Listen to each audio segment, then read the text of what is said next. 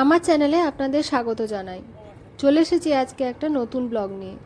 রামপুরহাট থেকে তারাপীঠ আর তার অদূরে দ্বারকেশ্বর নদীর ওপারে আটলা গ্রাম। বহুদিনের ইচ্ছে ছিল আটলা যাওয়ার, এবারে সেই ইচ্ছে পূর্ণ হলো।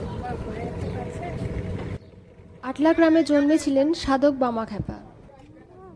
আজকের ভিডিওটিতে আমি আপনাদের জানাবো কিভাবে আটলা যেতে হয় এবং সাধক বামাখ্যাপার ব্যাপারে বিভিন্ন তথ্য। তবে প্রথমে পুরোহিত মশাইয়ের কাছে সাধক বামাখ্যাপার কিছু অলৌকিক ঘটনা শুনে নেব।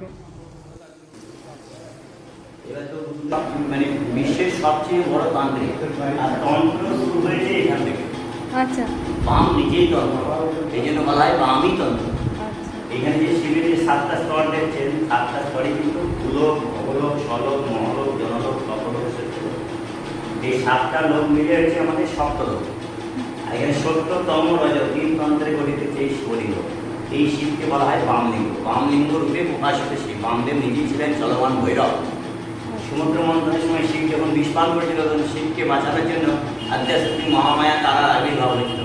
মা তারা তখন শিবকে মাতৃরূপে উল্লঙ্গ হয়ে নিজে স্তনপান করায়। এটা মানস সরোবরের তিব্বত গুহার মধ্যে। শিব যখন স্তনপান করে বেঁচে যায়, মহামৃত্যুঞ্জয় হয়। মা তারা দেবে এত বড় ছেলের সামনে কি করে উল্লঙ্গ হয়ে থাকবো।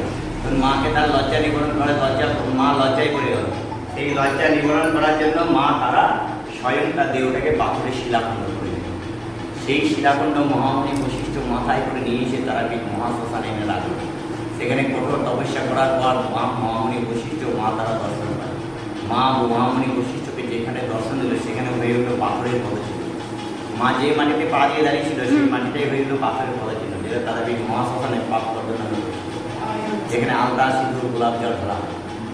মহামণি বশিষ্ঠ দেহ রাখার পর তারা মায়ের অলৌকিক লীলা প্রচার করতে, মাতৃদুধের ঋণ শোধ করতে স্বয়ং নীলকণ্ঠ ভৈরব বাবার মর্তধামে বামদেব রূপে জন্মগ্রহণ করেন। মা আমি হচ্ছে সেই চলমান ভৈরব। এই হচ্ছে তার জন্মভূমি। এখানে বামদেব বাবা ভূমিষ্ঠ হয়েছিল। হ্যাঁ, ফাল্গুন মাসে শিব চতুর্দশী রাতে এইখান থেকে কর্মসূত্রে তারাপীঠ মহাশ্মশান যান। মায়ের ভোগগুলা চাকরি করতে, এখানে ভোগ রান্নার দায়িত্ব পায়। ভোগ রান্না গিয়ে সেই ভোগ পুড়ে যায়। পোড়া ভোগ নিজে খেয়ে মুখ থেকে এটুকু করে মাকে খাইয়ে দেয়।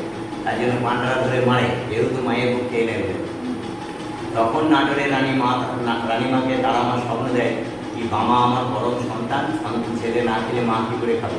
অতএব কাল থেকে যেন আগে মামা আগে খায়, তারপরে তার খাওয়ার পরে একটু ভোগটাই যেন আমি খাই।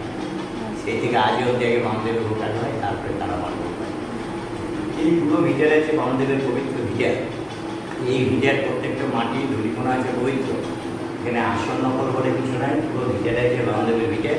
এই ভিটায় বামদেবের ভাইয়ের মেয়ে অন্নপূর্ণা দেবীকে ভরজামায় রেখেছিল।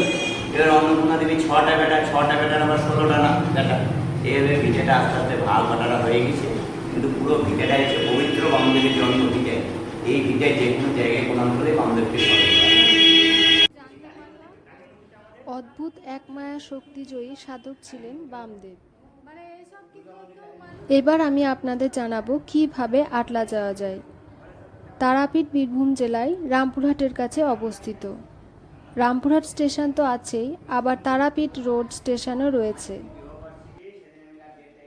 অর্থাৎ আপনি ট্রেনে গেলে এই 2 স্টেশনেই নামতে পারবেন। হাওড়া বা দক্ষিণবঙ্গের কোনো জেলা থেকে গেলে এই 2 স্টেশনেই নামতে পারবেন। যে ট্রেনে আপনি যাচ্ছেন সেই ট্রেন যদি তারাপীঠ রোডে না থামে, তাহলে আপনাকে রামপুরহাট স্টেশনে নামতে হবে। আবার কলকাতা থেকে বাসে গেলে আপনি ধর্মতলা থেকে বাস পাবেন।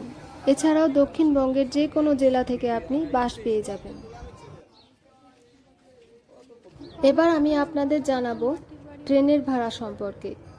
যদি আপনি হাওড়া বা শিয়ালদা থেকে রামপুরহাট বা তারাপীঠ যান, তাহলে ভাড়া পড়বে মাথা পিছু 80 থেকে 100 টাকা, অর্থাৎ যাওয়া আসার খরচ পড়বে মাত্র 200 টাকা।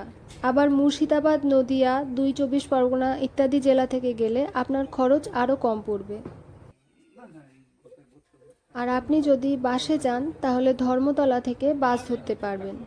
সেক্ষেত্রে ভাড়া দিতে হবে মাথা পিছু 230 থেকে 250 টাকা। তবে বাসে পৌঁছতে ট্রেনের থেকে অনেক বেশি সময় লাগবে। রামপুরহাট থেকে আটলার দূরত্ব 9.5 কিলোমিটার, যেটা আপনার যেতে মোটামুটি 15 মিনিট মতো সময় লাগবে।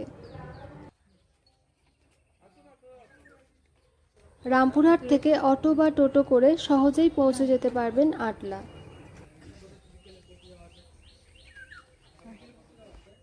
আটলাতে বামাখ্যাপার বংশধরদের কাছ থেকে তাঁর সম্পর্কে বিভিন্ন তথ্য জানা যায়।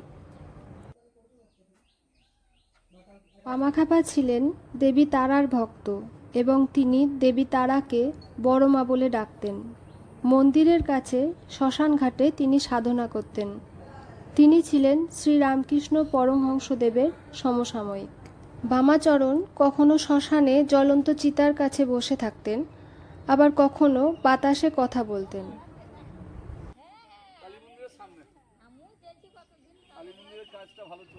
এইভাবেই তিনি ছেলেবেলার দৌড় কাটিয়ে পৌঁছেছেন বয়ঃসন্ধিতে আপন মহিমায়। তার বিরোধিতার কারণেই তার নাম বামাচরণ থেকে ক্রমেই সর্বসাধারণ তাকে বামাখ্যাপা বলে ডাকতেন। খ্যাপা মানে পাগল। তিনিও সারা শ্মশানে এবং তারাপীঠ জুড়ে খ্যাপামি করতেন। বীরভূমের আটলা গ্রামের মানুষ তাকে অর্ধপাগল বলেই মনে করত, কিন্তু তিনি তা ছিলেন না। তিনি ছিলেন তন্ত্র সাধক বামদেব। শক্তির আরাধনায় তিনি সিদ্ধ হয়েছিলেন।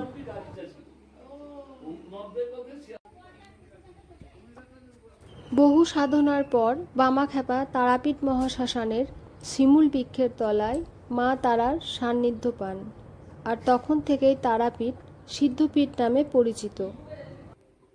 আর এই তারাপীঠ থেকে মাত্র কয়েক কিলোমিটার দূরেই অবস্থিত বামাখ্যাপার জন্মভিটে আটলা। আমরা একে একে আটলার সমস্ত মন্দিরগুলো ঘুরে দেখলাম।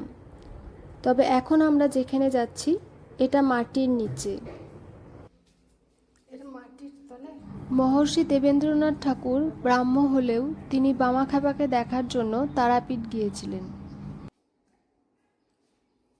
একবার রবীন্দ্রনাথ ঠাকুর ও চারণ কবি মুকুন্দ দাস গিয়েছিলেন তারাপীঠে বামাখ্যাপার দর্শনের জন্য। বামাখ্যাপা রবীন্দ্রনাথের দিকে তাকিয়ে বলেছিলেন, তোর খুব নাম ডাক হবে।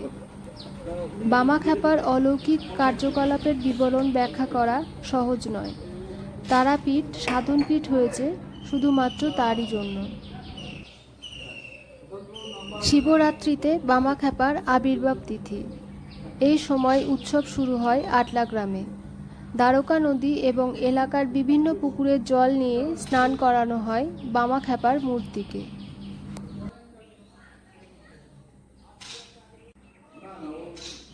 এই ভিডিওটি যদি আপনাদের ভালো লেগে থাকে তাহলে চ্যানেলটি সাবস্ক্রাইব করে পাশে থাকবেন।